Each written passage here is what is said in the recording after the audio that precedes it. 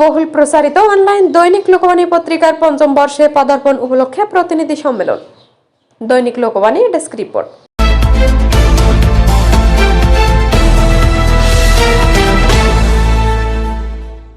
আমরা শ্রেণী বৈষম্যহীন সমাজের পক্ষে এই প্রতিপাদ্যকে সামনে রেখে বাংলাদেশ সহ সারা বিশ্বে বহুল প্রচারিত অনলাইন দৈনিক লোকবাণী পত্রিকা পরিবারের আয়োজনে অনুষ্ঠিত হলো চতুর্থ বর্ষ পূর্তি ও পঞ্চম বর্ষে পদার্পণ প্রতিনিধি সম্মেলন। আজ 21শে ডিসেম্বর 2024 শনিবার সকাল 10 ঘটিকায় সাতক্ষীরা কলরোয়া শেখ আমানুল্লাহ ডিগ্রি কলেজের হলরুমে এই অনুষ্ঠানটি অনুষ্ঠিত হয়। 50 প্রতিনিধির উপস্থিতিতে আনন্দঘন মুহূর্ত সৃষ্টি হয়েছিল কলরোয়া শেখ আমানুল্লাহ ডিগ্রি কলেজের হলরুমে।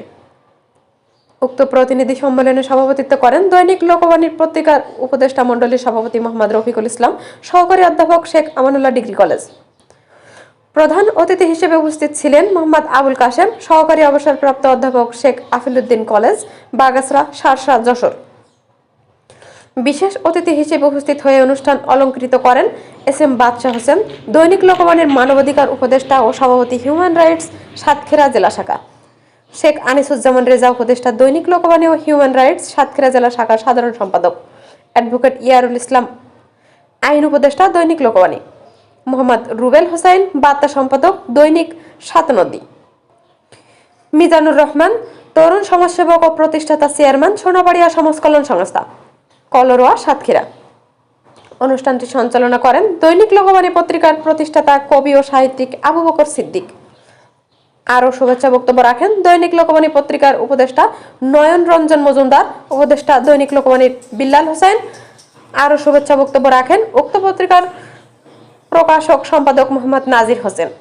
আরও বক্তব্য রাখেন দৈনিক লোকবাণীর বার্তা সম্পাদক মোহাম্মদ আবু রায়হান, জাতীয় দৈনিক পত্রিকা গণমুক্তি কলরা উপজেলা প্রতিনিধি সাইদুজ্জামান সাইদ, দৈনিক কাফেলা পত্রিকার কলরা উপজেলা প্রতিনিধি জাহিদুল ইসলাম জাহিদ, মাস্টার সাইফুল ইসলাম বাদল, দৈনিক মুক্তি সমাচার কলরা উপজেলা প্রতিনিধি তরিকুল ইসলাম, নাজমুল হোসেন বাবু সহ প্রমুখ সাংবাদিকবৃন্দ বক্তব্যে উঠে আসে আমরা শ্রেণী বৈষম্যহীন সমাজের পক্ষে। এই উপপাদ্যকে ধারণ করে দীর্ঘ 4 বছর সব মানুষের হৃদয় ধারণ করে সম্মানের সহিত নিরপেক্ষ সংবাদ পরিবেশন করে আসছি। নিরপেক্ষ সংবাদ পরিবেশন শতভাগ নিশ্চিত দৈনিক লোকবাণীর সংবাদ সবসময় হবে বলে জানান। দেশ ও প্রবাসে থাকা সকল পাঠককে অভিনন্দন জানিয়েছে দৈনিক লোকবাণী পরিবার। আগামী বছর আরও জাঁকজমকপূর্ণভাবে পালন করা হবে আমাদের প্রতিষ্ঠা বার্ষিকী।